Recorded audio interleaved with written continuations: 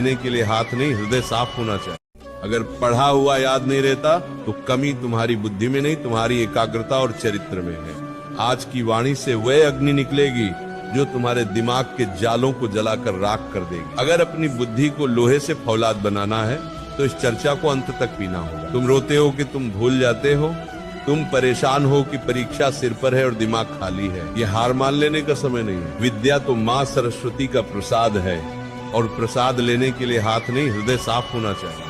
आज वृंदावन की इस पावन छाया से हम वह गुप्त रहस्य खोलेंगे जो बड़े बड़े विद्वानों ने अपनी तपस्या से पाए हैं। पढ़ा हुआ याद रखना कोई चमत्कार नहीं, ये एक साधना है। अगर तुम थक चुके हो रट्टा मार मार कर, तो आज इस फकीर की बात सुन लो।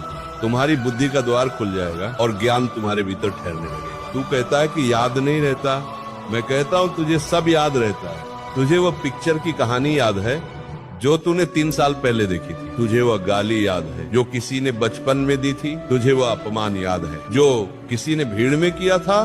फिर किताब क्यों भूल जाता है? इसका कारण है राग और द्वेष। तेरा मन वहीं ठहरता है जहाँ उसे रस मिलता है। तुझे पढ़ाई में रस नहीं मिल रहा, तुझे पढ़ाई एक बोझ लग रही है। जब तक तू विद्या को भार समझेगा वह तेरे भीतर नहीं टिकेगी। पहली शर्त सुन ले, बुद्धि को साफ कर। जैसे गंदे शीशे में सूरज की रोशनी नहीं दिखती, वैसे ही गंदे मन में सरस्वती का प्रकाश नहीं ठहरता। दिन भर मोबाइल पर जो गंद देख रहा है, जो व्यर्थ की चर्चाएं कर रहा है, वह तेरे दिमाग की मेमोरी खा रही है। उन्हें डिलीट कर, तभी नया और कीमती ज्ञान वहां टिकेगा।